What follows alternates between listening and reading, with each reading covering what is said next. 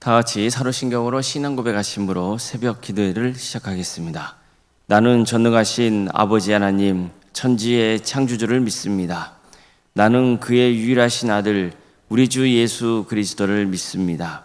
그는 성령으로 잉태되어 동정녀 마리아에게서 나시고 본디오 빌라도에게 고난을 받아 십자가에 못 박혀 죽으시고 장사된 지 사흘 만에 죽은 자 가운데서 다시 살아나셨으며 하늘에 오르시어 전능하신 아버지 하나님 우편에 앉아 계시다가 거기로부터 살아있는 자와 죽은 자를 심판하러 오십니다.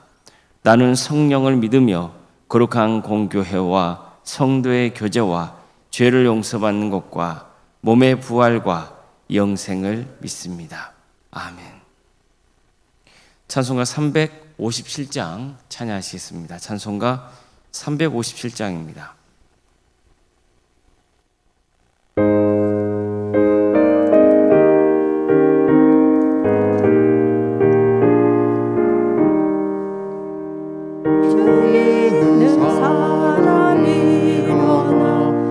힘을 합하여 이 세상 모든 마귀를 다 쳐서 멸하세.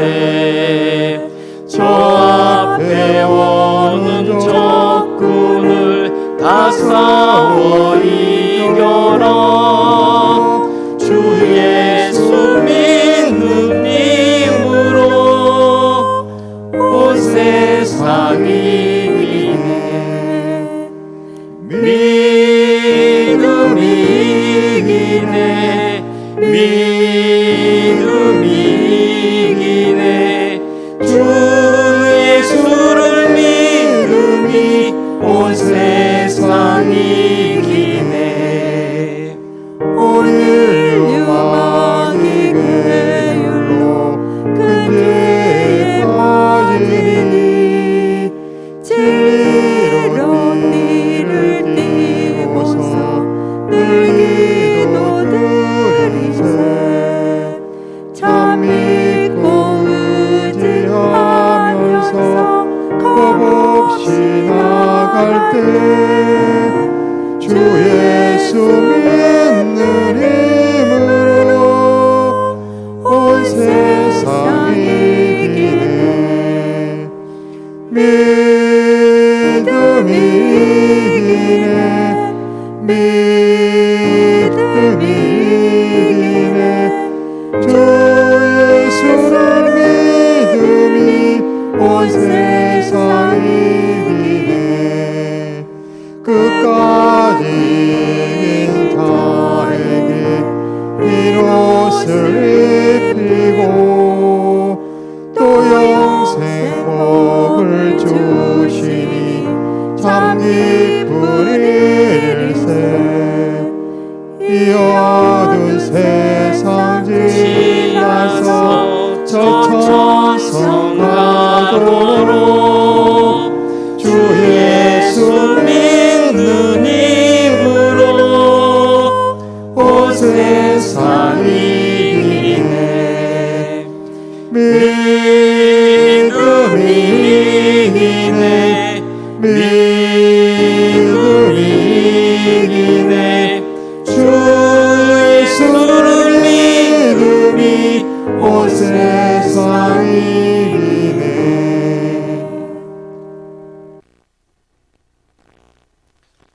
하나님의 말씀 함께 보겠습니다. 구약성경 민수기 32장 33절에서 42절까지 말씀입니다.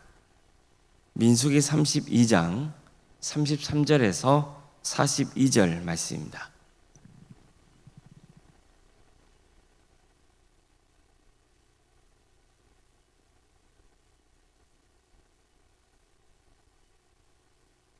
민수기 32장 33절에서 42절까지 말씀을 교독하시겠습니다. 모세가 갓 자손과 루벤 자손과 요셉의 아들 므낫세 반 지파에게 아모리인의 왕 시온의 나라와 바산 왕 옥의 나라를 주되 곧 그 땅과 그 경내의 성읍들과 그 성읍들의 사방 땅을 그들에게 주매 갓 자손은 디본과 아다롯과 아로엘과 아다롯 소반과 야셀과 욕부하와 벤니무라와 베타란들의 견고한 성읍을 건축하였고 또 양을 위하여 우리를 지었으며 루벤 자손은 헤스본과 엘르알레와 기라다임과 느보와 바알몬들을 건축하고 그 이름을 바꾸었고 또 신마를 건축하고 건축한 성읍들의 새 이름을 주었고 므낫세의 아들 마길의 자손은 가서 길르앗을 쳐서 빼앗고 거기 있는 아모리인을 쫓아내매 모세가 길르앗을 므낫세의 아들 마길에게 주매 그가 거기 거주하였고 므낫세의 아들 야일은 가서 그 촌락들을 빼앗고 하봇 야일이라 불렀으며 노바는 가서 그낫과 그 마을들을 빼앗고 자기 이름을 따라서 노바라 불렀더라. 아멘. 원래 새벽기를 드리며 하나님의 은혜를 간구하는 모든 성도님들의 삶의 자리마다 또 하나님께서 친히 세우시고 다스리시는 광주 동암교회 위에 하나님의 은혜와 평강이 늘 충만하기를 주의 이름으로 축원합니다.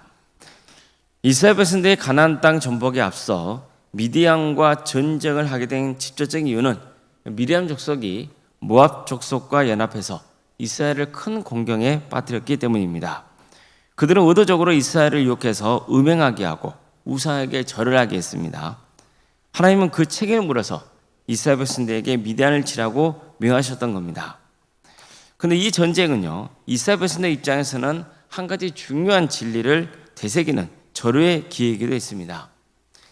이 전쟁에서 이스라엘은 대승을 거두죠. 엄청난 전리품을 취합니다. 뿐만 아니라 전쟁에 참전했던 12,000명에 달하는 부인들이 단 한 사람도 죽지 않고 살아서 귀환합니다. 이것은 너무나 큰 기적의 역사입니다. 이 전쟁에 참전했던 지휘관들은 이 모든 게 하나님께서 함께 하신 결과라고 믿었습니다. 그래서 엄청난 양의 예물을 바치면서 주님께 감사 영광을 올려드리죠.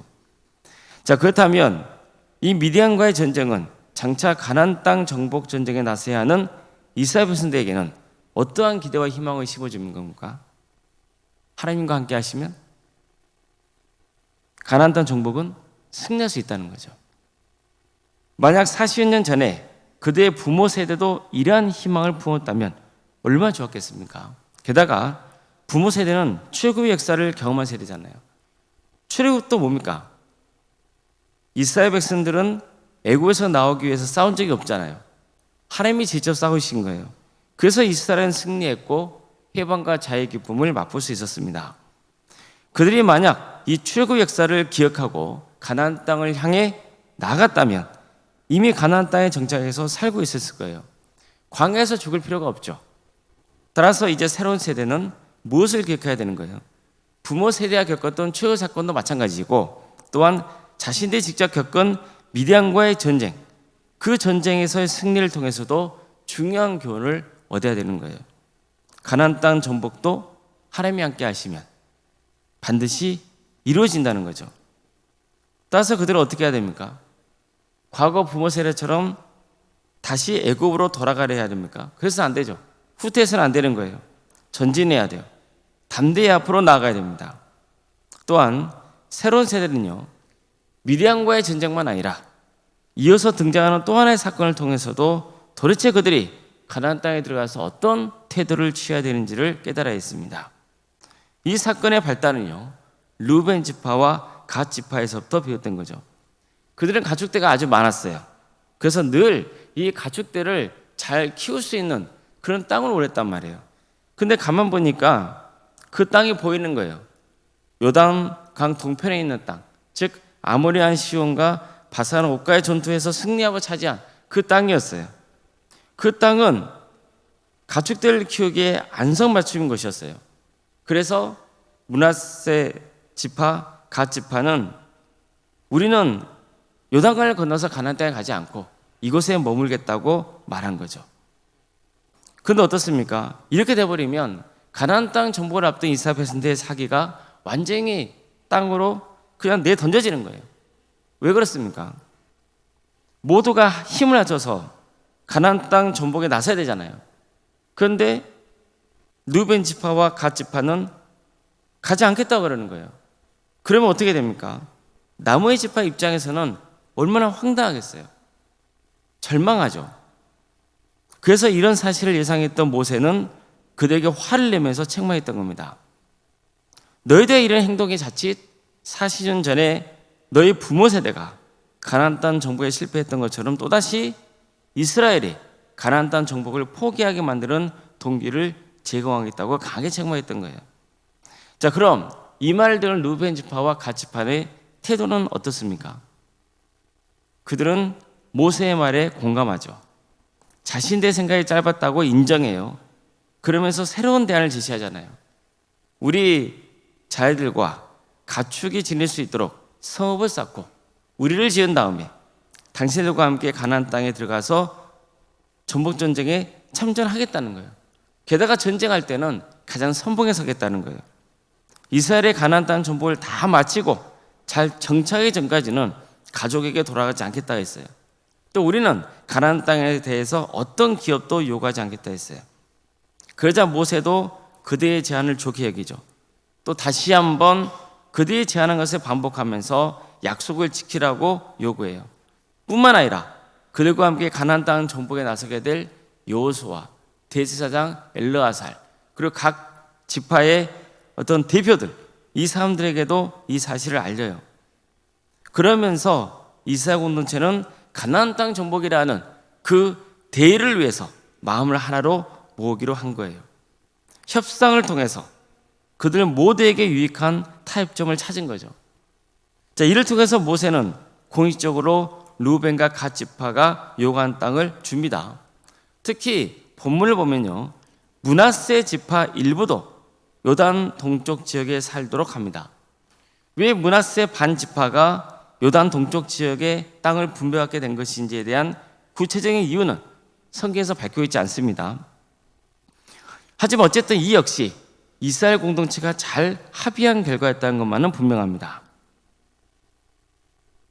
바로 오늘 본문은 르우벤 지파와 갓 지파 그리고 므낫세 반 지파가 요단강 동쪽 지역을 차지하고 정착하는 과정을 전하고 있습니다.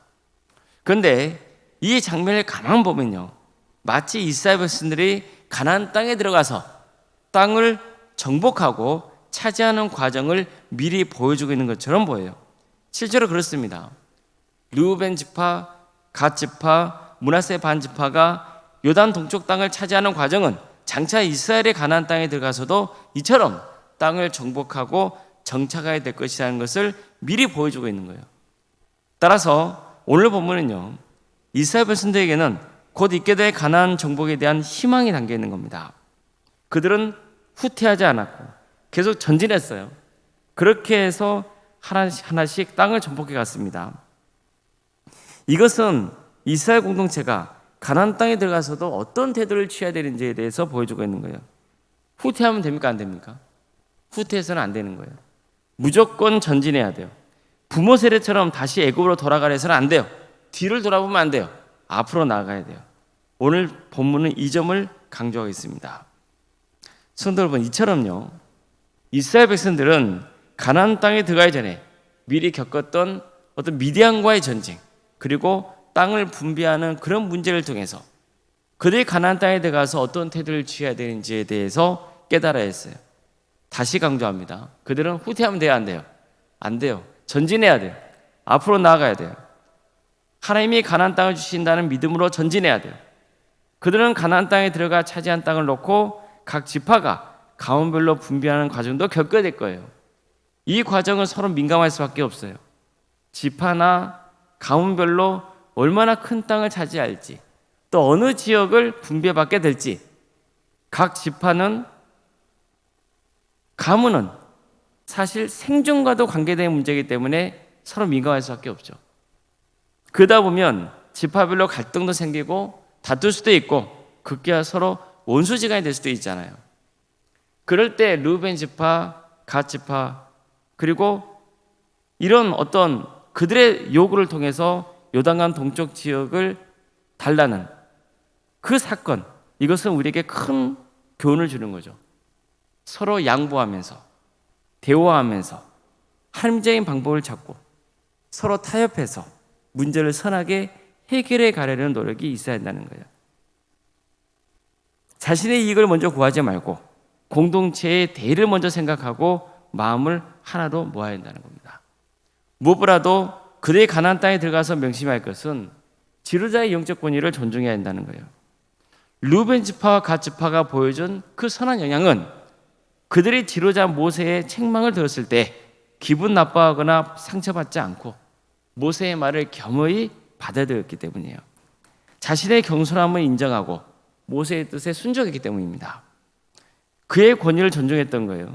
다른 지파도 마찬가지입니다. 그렇기 때문에 이스라엘 공동체는 다시 하나가 될 수 있었던 겁니다. 성도 여러분, 구원의 길을 가는 여정에는요, 사실 여러 가지 문제가 생길 수 있어요. 교도 마찬가지예요. 그럴 때마다 우리가 늘 되새겨하는 것은 교회의 주인은 하나님이시라는 것, 하나님이 친히 우리를 다스리신다는 것을 명심해야 돼요. 또 교회는 어떤 문제 앞에서 늘 하나님의 나라와 의를 먼저 구할 수 있어야 돼요. 하나님의 나라라고 하는 대의를 붙들어야 돼요. 또한 서로 대화하고 합리적인 방안을 찾고 양보도 하고, 그래서 공동체가 하나가 돼서 함께 발전하는 길을 모색해야 되는 거예요.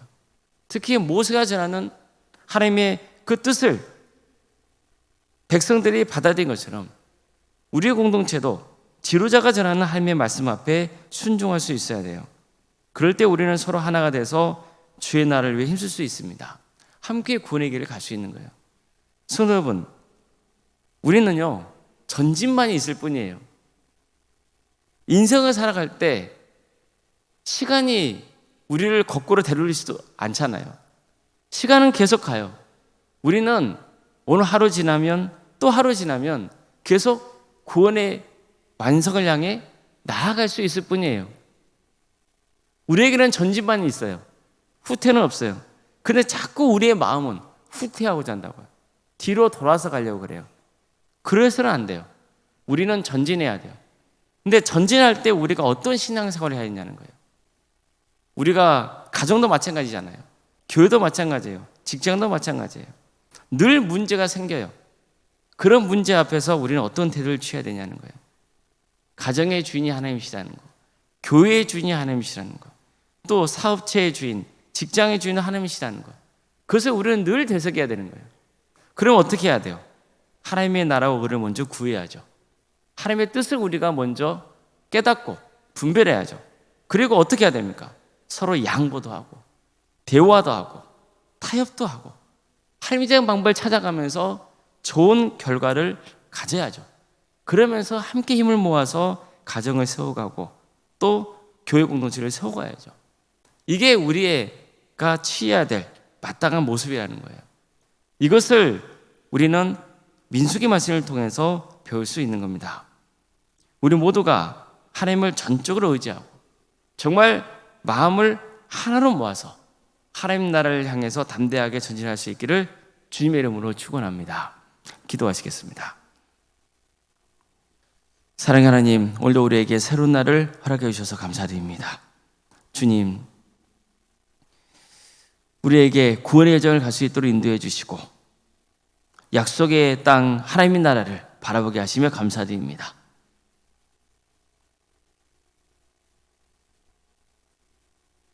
주님께서 우리에게 귀한 말씀을 주셨으니 그 말씀에 따라 순종의 길을 가게 하여 주시옵소서.